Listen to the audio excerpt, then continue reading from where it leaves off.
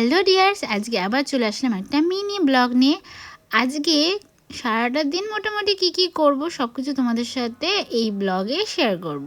তো তোমরা কেমন আছো আর ভ্যালেন্টাইন্স ডে তোমাদের কেমন কাটলো অবশ্যই কিন্তু কমেন্ট করো। আমার ভ্যালেন্টাইন্স ডে কেমন কাটলো সেটাই তোমাদের সাথে আজকে শেয়ার করছি।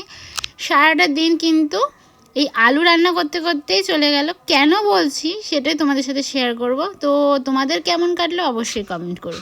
আজকে সকাল সকাল কিন্তু স্নান টান সেরে আমি চলে এসেছি, যেহেতু সকালবেলা থেকেই রান্নাবান্না মোটামুটি আমি করব আজকে। আর কি করব সেটাই তোমাদের সাথে শেয়ার করব। আর স্নান সেরে যেমন একটু স্কিন কেয়ার করতে হয়, আমি মোটামুটি কিছুই করি না, জাস্ট একটা টোনার অ্যাপ্লাই করলাম, তারপরে কিন্তু ময়শ্চারাইজার, আর তারপরে কিন্তু আমি এই হেয়ারটা একটুখানি কম করে নিলাম আর ফাইনাল হয়ে গেছে।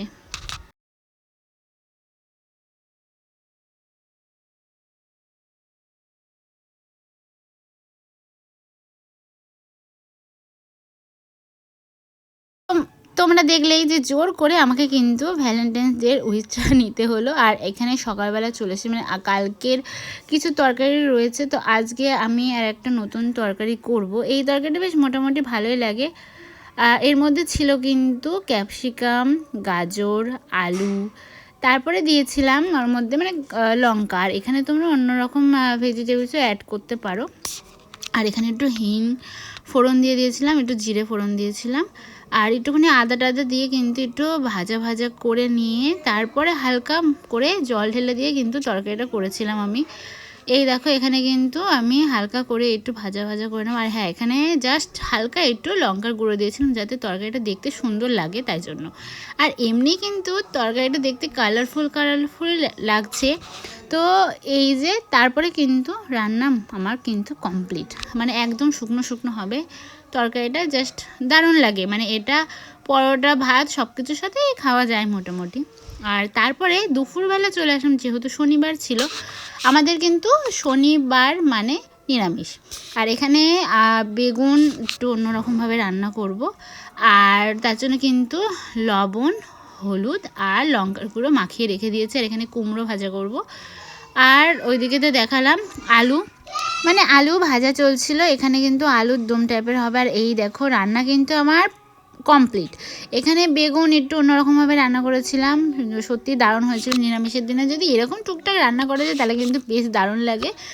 আর এই যে এখানে ছিল কিন্তু আলুর দম, এটাও বেশ দারুণ হয়েছিল। নর্মালি সিম্পলভাবে কিন্তু আমি করেছিলাম। আর তারপরে রাত্রিবেলাও চলে আসলাম সেই আবার আলু নিয়ে, কারণ এই তরকারিটা খুবই পছন্দ করে। কোনো কিছুই না, শুধু আলুগুলো ভেজে রেখেছিলাম। আর এখানে টমেটোটা বেশি দিতে হবে, এখানে একটু হিং ফোড়ন দিতে হবে। আর এখানে জাস্ট হালকা মানে হিঙের ওপরে আদা দিয়ে ভালো করে জাস্ট এই টমেটোটা কষিয়ে নিতে হবে। কষিয়ে নিয়ে কিন্তু আলুটা দিয়ে দিতে হবে। আবার আলু দেওয়ার পর ভালোভাবে নাড়াচাড়া করে একটু জল দিলেই কিন্তু তরকারিটা রেডি। আর এটাও বেশ দারুণ লাগে। আর রাতে ছিল এই যে হালকা পাতলা মানে এমনি তরকারি, তারপরে ছিল কিন্তু রুটি। আর এই তরকারিটা সত্যি বলতে কি আমার হাজব্যান্ডের খুব পছন্দ, সেই জন্য কিন্তু ও মাঝেই বলে এই তরকারিটা করতে। মানে রুটি হলে যদি কোনো তরকারির ভালো না লাগে তবে কিন্তু এই তরকারিটা ও আমাকে বলে রান্না করতে, তো সেটাই কিন্তু রান্না করেছিলাম। আর তারপরে কিন্তু এই যে গরম রুটি তৈরি হচ্ছে। তো আমার ভ্যালেন্টাইন্স ডে তো এইভাবে রান্না করতে বললাম, আলু রান্না করতেই কিন্তু চলে গেল। তো তোমরা কীভাবে ভ্যালেন্টাইন্স ডে মানে কাটিয়েছো সেটা অবশ্যই কমেন্ট করে জানিও। আমার তো সারাদিন এইভাবে চলে গেল। তো চলো দেখা হচ্ছে নেক্সট ব্লগে। তো তোমরা অনেক ভালো থাকো আর হ্যাপি থাকো। তো চলো টাটা।